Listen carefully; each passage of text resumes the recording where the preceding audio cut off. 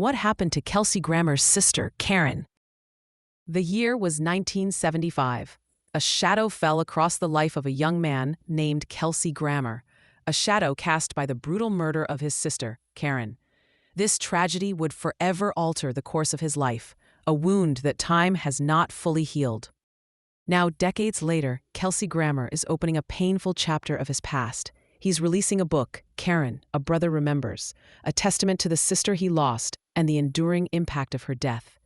This is more than a true crime story. It's a story of grief, resilience, and the complex journey toward forgiveness. Give a like and subscribe. Leave a comment. Karen Grammer was just 18 years old, full of life and promise. She had moved to Colorado Springs to be closer to her boyfriend, eager to start a new chapter. On June 30th, 1975, Karen spoke to her brother Kelsey about her plans to return to Florida. It was a typical conversation, filled with the everyday details of a young woman's life. Tragically, it would be their last. The very next day, Karen was murdered. The silence that followed her last call to Kelsey was deafening, filled with an unspoken dread that would soon become a horrifying reality. Kelsey grew increasingly worried when he couldn't reach Karen. His instincts told him something was terribly wrong, prompting him to contact the police. Detectives in Colorado Springs delivered the devastating news. A Jane Doe matching Karen's description had been found. Kelsey flew to Colorado, his heart heavy with a fear he already knew to be true. He identified the body. It was Karen. Her life had been stolen just 2 weeks shy of her 19th birthday. The details of Karen's murder are chilling, a stark reminder of the senseless violence that can shatter lives. On that fateful day, Karen went to the Red Lobster where she worked, waiting to meet a friend. 3 men arrived with a sinister plan to rob the restaurant. But their plans took a dark, unexpected turn. They abducted Karen at gunpoint, forcing her into Freddie Glenn's car. The other 2 men, for reasons we can only speculate on, abandoned their original plan to rob the Red Lobster. Karen was now alone with her captors, her fate sealed by their cruel intentions. She was tied up in the car, a prisoner of their malice. The men drove her to an apartment, where they subjected her to a horrific ordeal.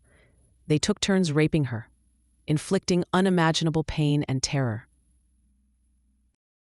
Afterward, they drove her to a deserted alley. There, Freddie Glenn stabbed her to death, 42 times, a brutal, senseless act that extinguished a young life. The murder of Karen Grammer sent Kelsey into a spiral of grief and despair. He was already grappling with the loss of his father, and now this fresh wound threatened to consume him. Overwhelmed by pain, Kelsey turned to alcohol and substance abuse as a way to cope. It was a desperate attempt to numb the unbearable reality of his sister's death. His struggles led to multiple arrests for drunk driving and cocaine possession.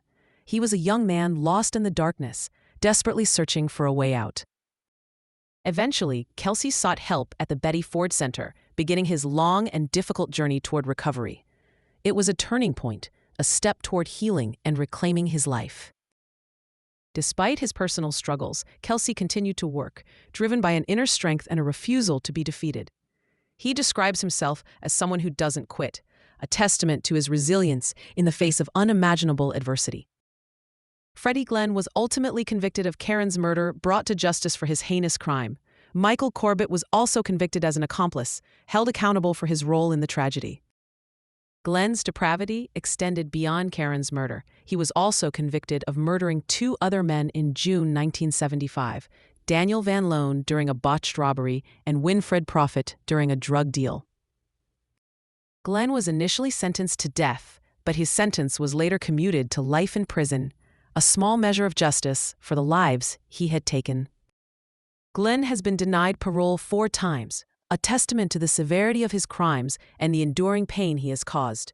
His next parole hearing is scheduled for 2027, a date that looms large for those who seek justice for Karen.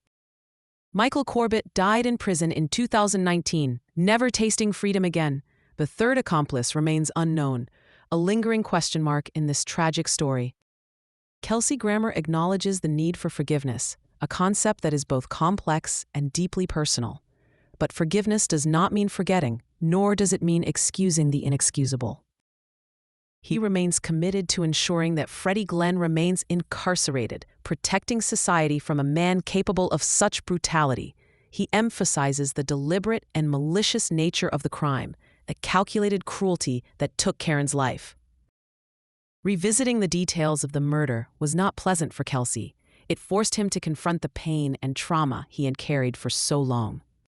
The book, Karen, A Brother Remembers, serves as a powerful tool to keep Glenn in jail, a reminder of the lives he destroyed and the justice that must be served.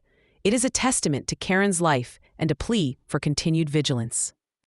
Kelsey finds it hard to forgive someone who deliberately murdered a loved one. The act was so heinous, so devoid of humanity, that forgiveness feels almost impossible. He believes Glenn should pay for his crime, serving his sentence and remaining behind bars for the rest of his life. It is a sentiment shared by many who have lost loved ones to violence, a desire for justice and accountability.